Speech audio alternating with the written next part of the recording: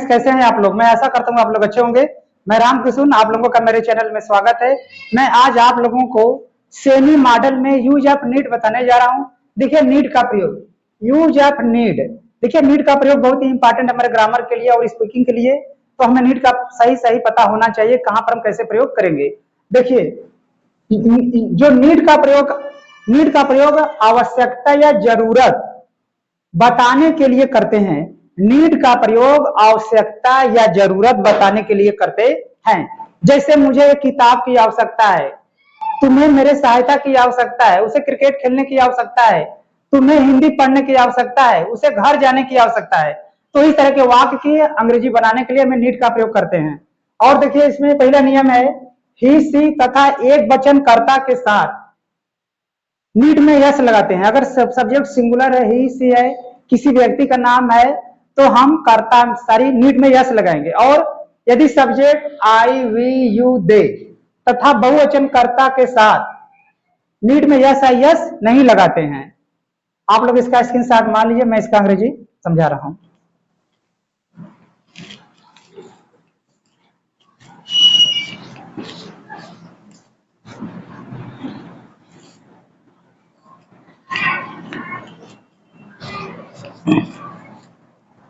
देखिए इसका स्ट्रक्चर होगा सब्जेक्ट प्लस नीड। देखिए अगर सब्जेक्ट सिंगुलर है तो नीड में यस लगाएंगे। अगर हमारा सब्जेक्ट प्लुरल है तो नीड में यस नहीं लगेगा। तो देखिए यहाँ पर अगर सब्जेक्ट हमारा सिंगुलर है तो हम नीड में यस लगाएंगे, अगर सब्जेक्ट प्लुरल है तो नीड में यस नहीं लगेगा। प्लस हो जाएगा ऑब्जेक्ट, और यहाँ पर ये नीड मेन वर्ब का काम करेगा। किसका काम करेगा? मेन वर्ब का। तो जैसे हम प्रेजेंट इंडेफिनिट टेंस बनाते हैं तो सिंगुलर सब्जेक्ट एक वचन कर्ता के साथ क्रिया में यस लगाते हैं, और बहुवचन कर्ता जैसे आई वी यू दे या एक से ज्यादा व्यक्ति बहुवचन कर्ता के साथ क्रिया में यस नहीं लगाते। उसी तरह से सेम टू सेम यहाँ पर एक वचन करता है तो नीड में यस लगेगा, बहुवचन करता है तो नीड में यस नहीं लगेगा। जैसे देखिए पहला एग्जांपल,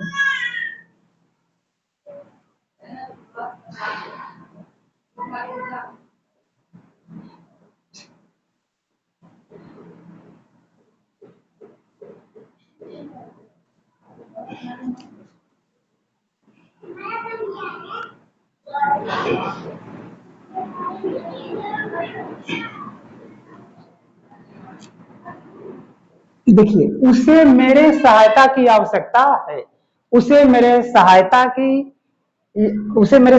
की आवश्यकता या जरूरत है। यानी कोई व्यक्ति है जिसे मेरे सहायता की आवश्यकता या जरूरत है। तो देखिए जब किसी वाक्य में हमें आवश्यकता या जरूरत बताया जाए तो वहां पर हम आवश्यकता या जरूरत बताने के लिए नीड का प्रयोग करते हैं। मैंने बता दिया, अगर सब्जेक्ट सिंगुलर है तो नीड में यस लगाएंगे, सब्जेक्ट प्लुरल है तो नीड में यस नहीं लगेगा। अब देखिए उसे बदले क्या लिखेंगे? ही। अभी क्या है? सिंगुलर सब्जेक्ट है, एक वचन करता है, तो यहां पर देखिए लिखेंगे नीड, ही नीड। अब लिखिए, देखिए सब्जेक्ट सिंगुलर है तो नीड में हम यस लगाएंगे। यहाँ पर नीड मेन वर्ब का काम कर रहा है तो मेन वर्ब में हम क्या लगा देंगे? यस। ही नीड्स, अब क्या आवश्यकता है? मेरी। ही नीड्स, उसे मेरी सहायता की आवश्यकता है। He needs my help, my help. He needs my help, उसे मेरे मदद की आवश्यकता है। ही नीड्स माई हेल्प, उसे मेरे सहायता की आवश्यकता है, मदद की आवश्यकता है। He needs my help. मैं आशा करता हूँ आपको समझ में आ रहा होगा। अगला एग्जांपल देखते हैं।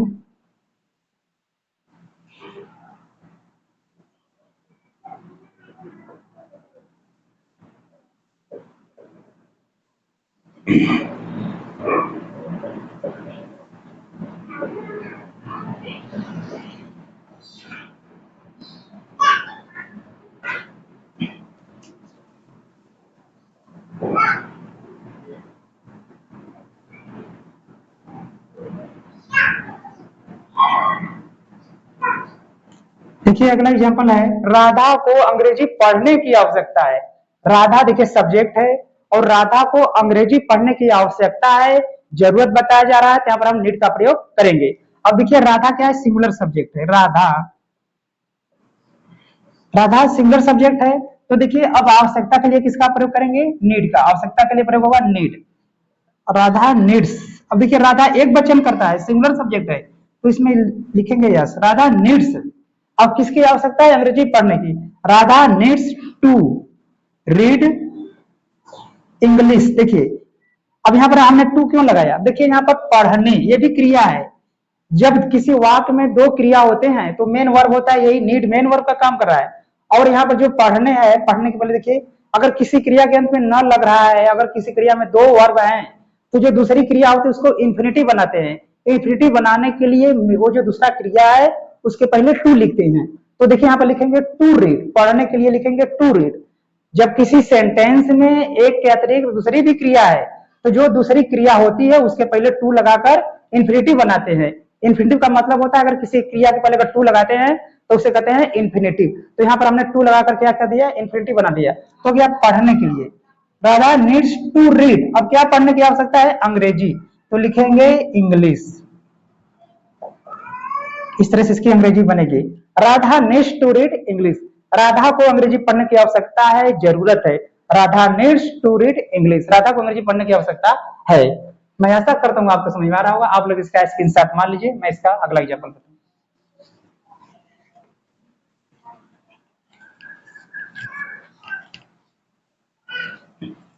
देखिए अगला,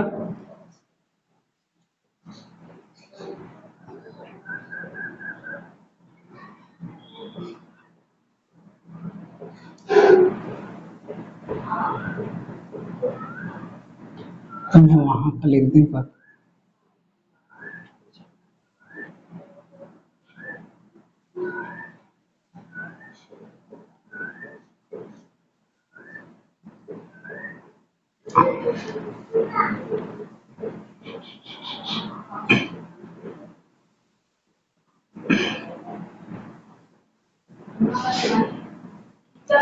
देखिए अगला सेंटेंस है, तुम्हें बाजार जाने की आवश्यकता है।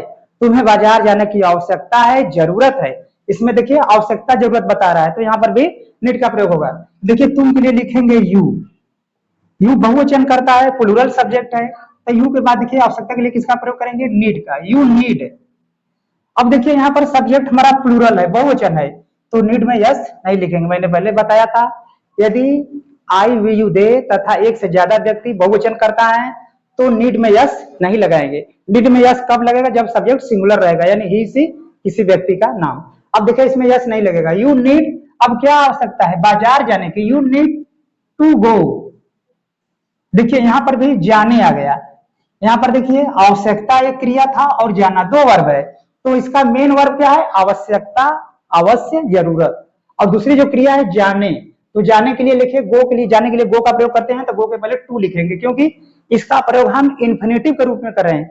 इन्फिनेटिव का मतलब होता है क्रिया के पहले टू लगाना, तो यहाँ पर हो गया इन्फिनेटिव टू। अब कहां जा रहा है? बाजार, तो बाजार के पहले भी लिखेंगे टू मार्केट।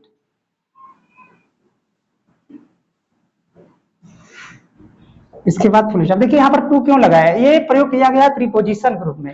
अगर कोई व्यक्ति एक जगह से दूसरी जगह पर जाता है तो उस जगह से पहले हम टू का प्रयोग करते हैं, तो ये प्रीपोजिशन टू का प्रयोग है। मैं ऐसा करता हूं, आपको समझ में आ रहा होगा। अगला एग्जाम्पल इसका देखते हैं।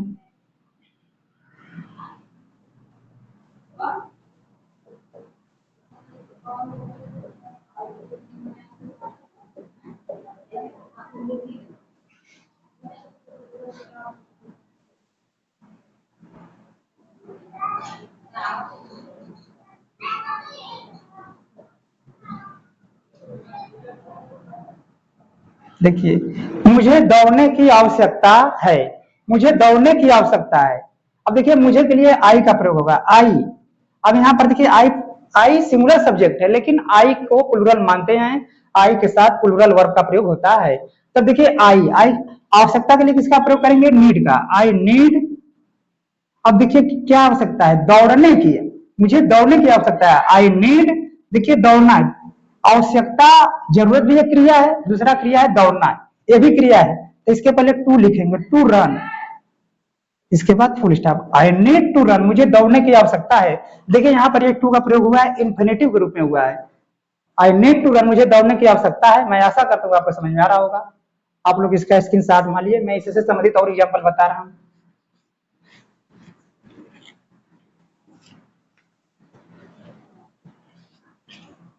देखिए अगला, अगर सेंटेंस अगर पास्ट टेंस में है, भूतकाल में है, तो आवश्यकता के लिए नीड में नीडेड कर देंगे। जैसे पास्ट टेंस में होता है क्रिया का सेकेंड फॉर्म वी टू, उसी तरह से पास्ट टेंस में नीड को नीडेड कर देंगे। अब देखिए इसका अंग्रेजी कैसे बनेगा, जैसे देखिए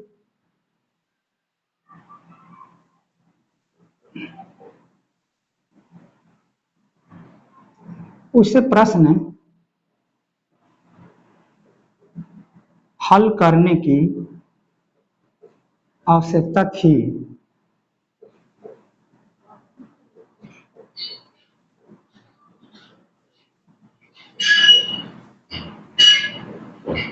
देखिए उसे उसे प्रश्न हल करने की आवश्यकता थी, यानी ये सेंटेंस है भूतकाल में, उसे आवश्यकता थी, जरूरत थी कब, भूतकाल में, यानी कुछ समय पहले बीते हुए समय में, यानी समय बीत गया है, भूतकाल में उसे प्रश्न करने की आवश्यकता थी, उसे प्रश्न हल करने की आवश्यकता थी। ये देखिए सेंटेंस पास्ट टेंस में है, भूतकाल में है, तो हम नीड में क्या कर देंगे, नीडेड हो जाएगा, ये हो जाएगा नीडेड, क्योंकि पास्ट टेंस में क्रिया, पास्ट टेंस में पॉजिटिव सेंटेंस में क्रिया की सेकेंड फॉर्म लिखते हैं, V2 का प्रयोग करते हैं, इसीलिए यहाँ पर नीड की जगह पर क्या लिखेंगे, नीडेड।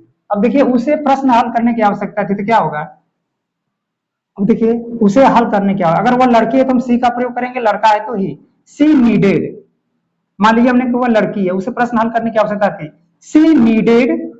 देखिए वो उसे के लिए सी आ गया, सी सिंगुलर सब्जेक्ट है, एक वचन करता है, तो सॉरी इसमें चाहे सब्जेक्ट सिंगुलर हो चाहे प्लुरल, पास्ट टेंस में क्रिया का सेकंड फॉर्म लिखते हैं, सी नीडेड। अब क्या आवश्यकता थी, प्रश्न हल करने की। देखिए हल करने के लिए देखिए क्या होता है, साल का प्रयोग, यस एल भी, साल माने हल करना, लेकिन ये दूसरी क्रिया है, सेंटेंस की दूसरी क्रिया है, तो इसके पहले टू लिखेंगे, टू साल, टू साल, प्रश्न के लिए लिखेंगे क्वेश्चन,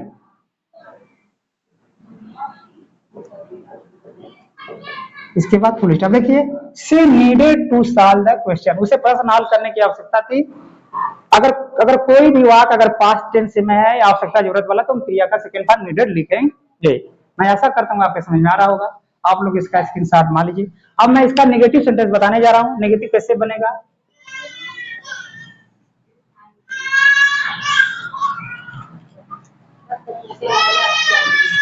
देखिए यदि वाक्य नकारात्मक है, यदि वाक्य नकारात्मक है तो सिंगुलर सब्जेक्ट यानी ही सी या किसी एक व्यक्ति के नाम के साथ हम नहीं के लिए डज नॉट, उसके बाद नीड, उसके बाद ऑब्जेक्ट का प्रयोग करेंगे।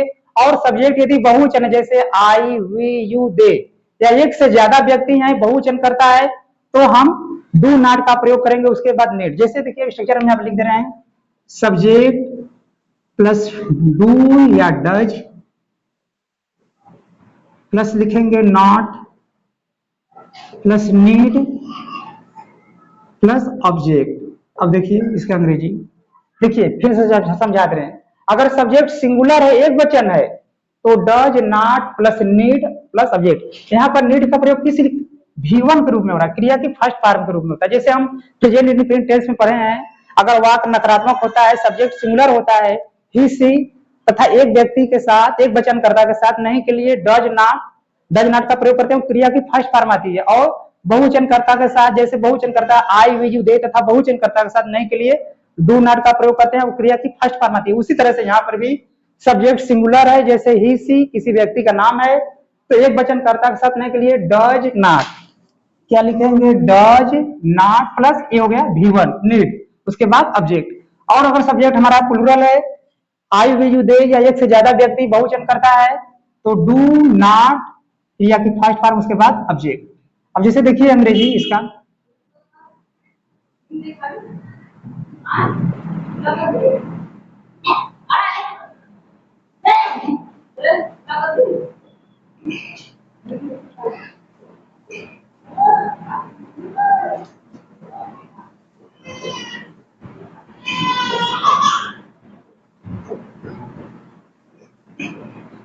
उसे मेरे मदद की आवश्यकता नहीं है।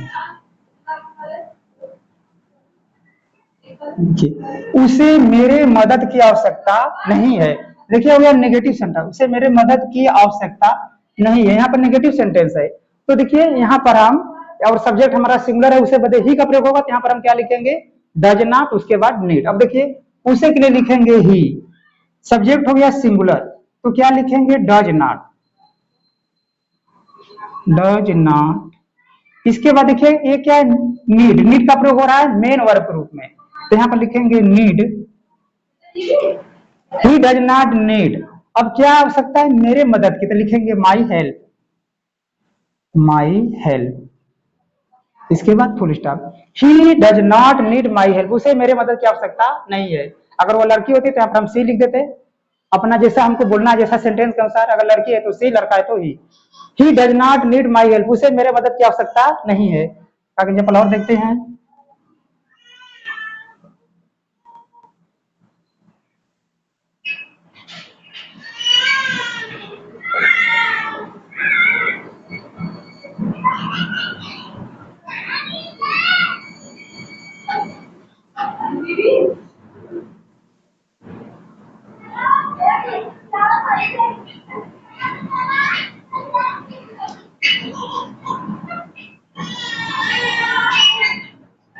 देखिए अगला सेंटेंस है, राम को गणित पढ़ने की आवश्यकता नहीं है।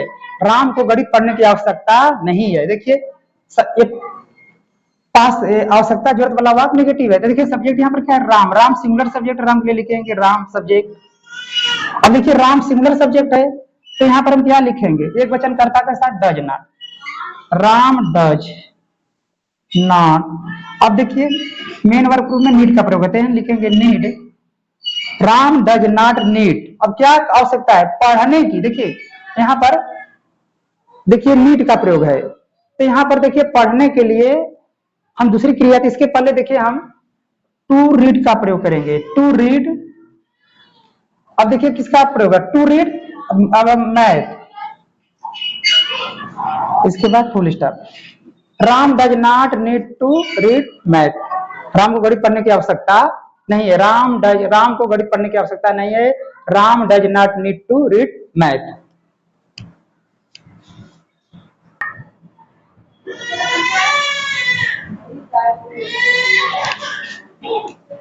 देखिए अब अगला एग्जांपल हम इसका बताने जा रहे हैं, आप लोग इसका स्क्रीनशॉट मान लीजिए।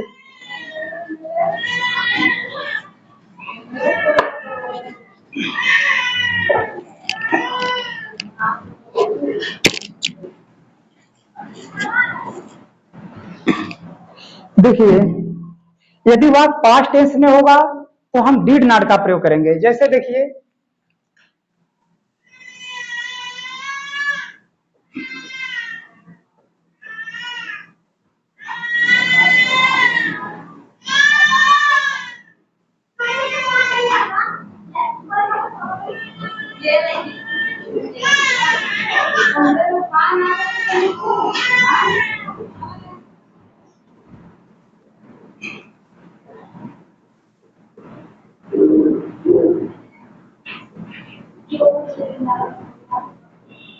देखिए कोमल को फल खाने की आवश्यकता नहीं थी। देखिए आवश्यकता जरूरत वाला वाक्य पास्ट टेंस में नहीं थी, तो यहाँ पर हम क्या करेंगे, सारे रूल वही रहेंगे, यहाँ पर केवल हम लिखेंगे डिड नॉट और क्रिया की। अब जैसे यहाँ पर भी नीड आएगा, जैसे देखिए इसका अंग्रेजी होगा कोमल, कोमल। अब देखिए पास्ट टेंस में चाहे सब्जेक्ट सिंगुलर हो चाहे प्लूरल, डिड नॉट का ही प्रयोग करते हैं और क्रिया की फर्स्ट फॉर्म का प्रयोग होता है। उसी प्रकार से यहाँ पर चाहे सिंगुलर सब्जेक्ट चाहे प्लूरल हो, नीड का डिड नॉट का प्रयोग करेंगे, नीड उसके बाद ऑब्जेक्ट। अब देखिए कोमल को फल खाने की आवश्यकता नहीं थी, तो कोमल डिड नॉट, डिड नॉट को हम डिडंट भी लिख सकते हैं, कोमल डिड नॉट। अब देखिए नीड माने आवश्यकता, Komal need not, Komal did not need. अब देखिए क्या आवश्यकता क्या थी, खाने की, तो लिखेंगे टू ईट फ्रूट। इसके बाद फुल स्टॉप। देखिए यहाँ पर कोमल सब्जेक्ट हो गया, सिंगुलर सब्जेक्ट हो चाहे प्लूरल हो, हम डिड नॉट का प्रयोग करेंगे। उसके बाद नीड का प्रयोग मेन वर्ब के रूप में हुआ है। इसके बाद देखिए ये दूसरा क्रिया खाने, नीड, देखिए नीड भी वर्ब है, ये भी V1 है, और यहाँ पर देखिए ये जो खाना है ये भी अंग्रेजी है, सॉरी ये भी वर्ब है। अगर किसी सेंटेंस में दो वर्ब होते हैं तो जो दूसरा वर्ब होता है उस वर्ब के पहले टू लगाकर उसको इन्फिनिटिव बना देते हैं, तो यहाँ पर हमने दूसरे वर्ब ईट के पहले टू लगा दिया। उसके बाद ऑब्जेक्ट क्या है, फ्रूट, फल, तो हो गया फ्रूट्स के लिए फल, सॉरी फल के लिए फ्रूट्स, फ्रूट सब्जेक्ट हो गया। तो Komal need not need to eat fruit या फ्रूट्स लिख देंगे। इसके बाद फुल स्टॉप। मैं आशा करता हूँ आपको समझ में आ रहा होगा। यदि वाक्य पास्ट टेंस में है, चाहे सब्जेक्ट सिंगुलर हो चाहे प्लूरल, हम नीड नॉट का प्रयोग करेंगे। का एग्जाम्पल और देख लेते हैं।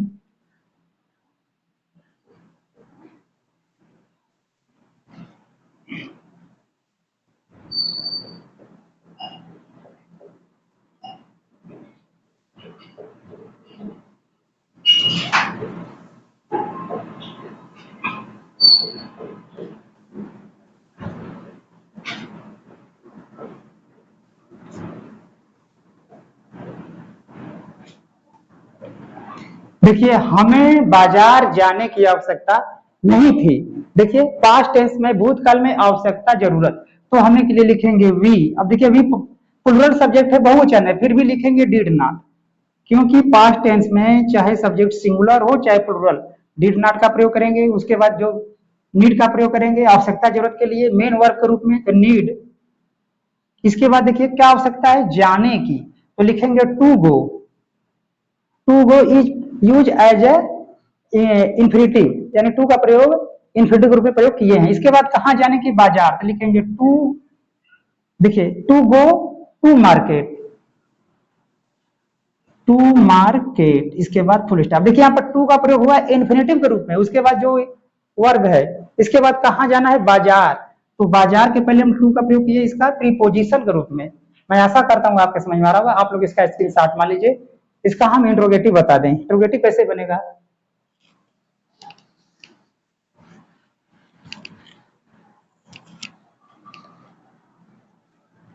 देखिए यदि आवश्यकता जरूरत वाला वाक्य अगर नकारात्मक है तो हम सबसे पहले जैसे प्रेजेंट इंडिफिनिट टेंस का अनुवाद बनाते हैं उसी तरह से, अगर सब्जेक्ट सिंगुलर है तो डज, इसके बाद सब्जेक्ट, उसके बाद नीड, उसके बाद ऑब्जेक्ट। जैसे देखिए स्ट्रक्चर हम यहाँ पर लिख दे रहे हैं।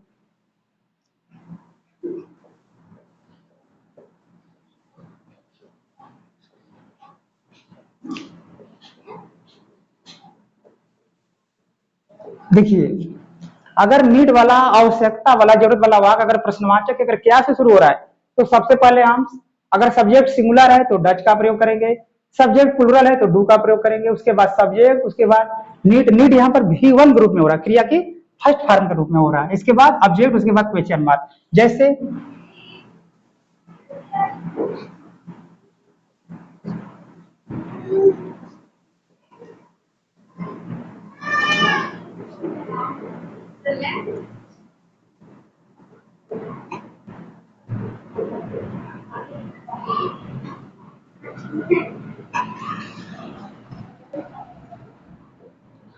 देखिए क्या उससे, सॉरी क्या,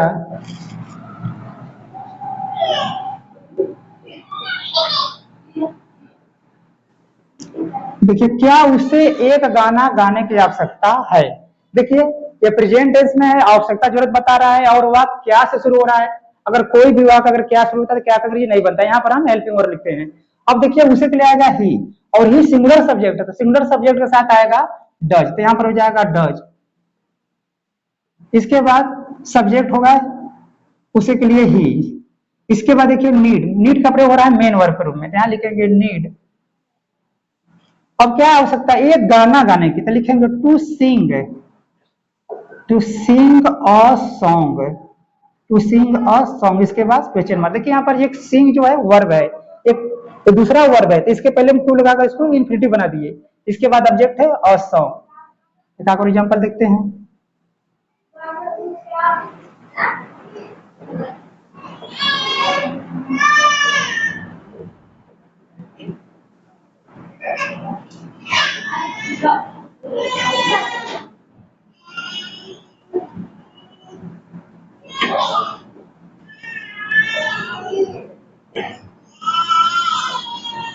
देखिए क्या,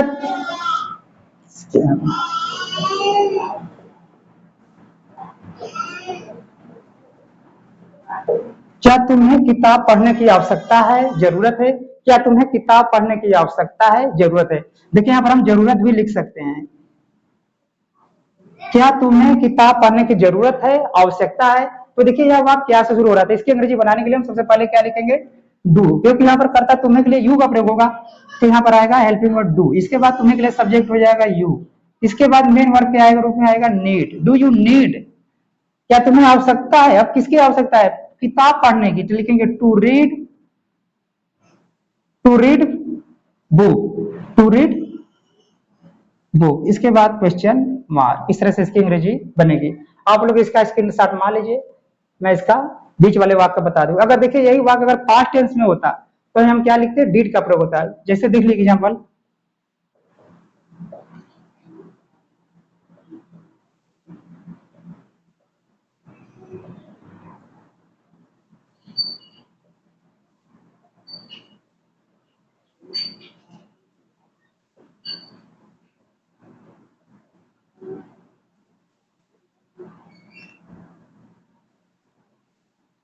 देखिए, क्या मुझे तुम्हारे मदद की आवश्यकता थी। देखिए भूतकाल में है, आवश्यकता जरूरत वाला वाक्य पास्ट टेंस में भूतकाल में है, तो सबसे पहले हम यहाँ क्या लिखेंगे, डिड। पास्ट टेंस में चाहे सब्जेक्ट सिंगुलर हो चाहे प्लुरल, निगेटिव और इंट्रोगेटिव में हेल्पिंग वर्ड डिड ही आता है। तो जाएगा डिड, मुझे के लिए आई। अब देखिए आवश्यकता के लिए होगा नीड, डिड आई नीड, तुम्हारे मदद के लिए लिखेंगे did I need your help, तुम्हारे के लिए योर हेल्प। इसके बाद क्वेश्चन मार्क। मैं ऐसा करता हूँ आपको समझ में आ रहा होगा, आप इसका स्क्रीनशॉट मान लीजिए, मैं इसके बीच वाला बता दूं।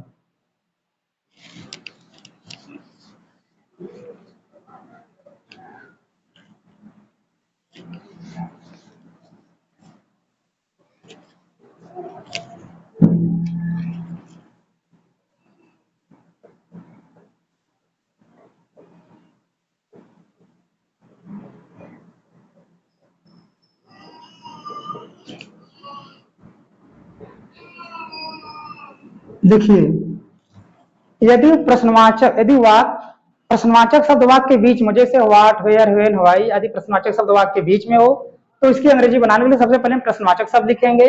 इसके बाद डू या डज, इसके बाद सब्जेक्ट, उसके बाद नीड, उसके बाद ऑब्जेक्ट, उसके बाद क्वेश्चन मार्क। जैसे देखिए,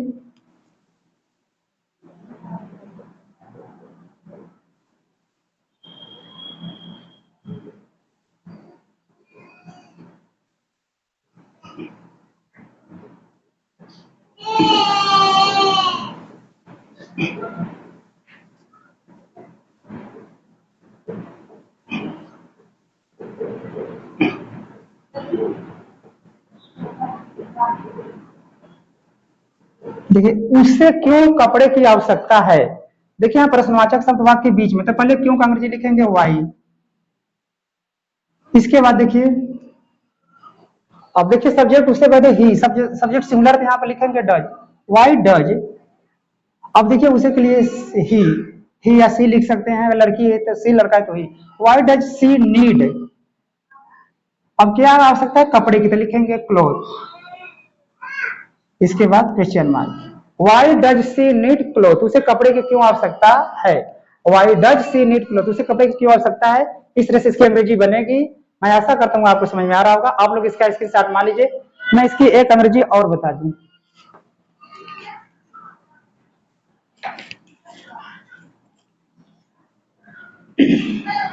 देखिए जब नीड का प्रयोग, ये तो हमने मेन वर्ग के रूप में प्रयोग किया, नीड का प्रयोग सहायक क्रिया के रूप में भी होता है। अगर नीड का प्रयोग सहायक क्रिया के रूप में होता है तो हम नीड के बाद नॉट का प्रयोग करते हैं। अब जैसे देखिए, निगेटिव में उसे रोने की आवश्यकता नहीं है, उसे रोने की आवश्यकता नहीं है।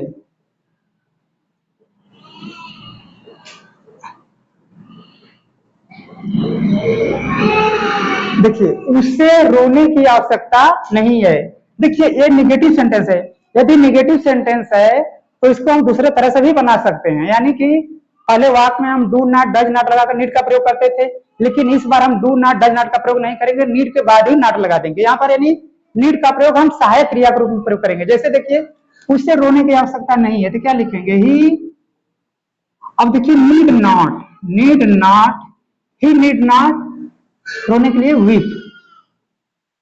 इसके बाद फुल स्टॉप। और देखिए यहाँ पर जो नीड का प्रयोग हुआ है किसके रूप में हुआ, नीड का प्रयोग जो हुआ है सहायक क्रिया के रूप में हुआ है, हेल्पिंग वर्ब के रूप में हुआ है।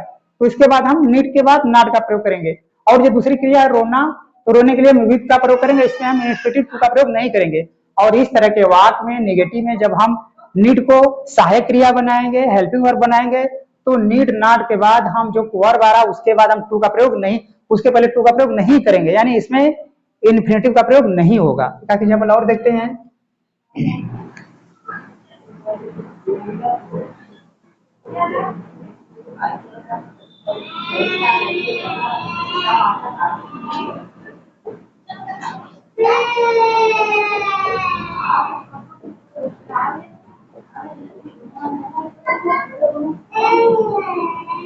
देखिए, मुझे सोने की आवश्यकता नहीं है, तो क्या लिखेंगे? I need not.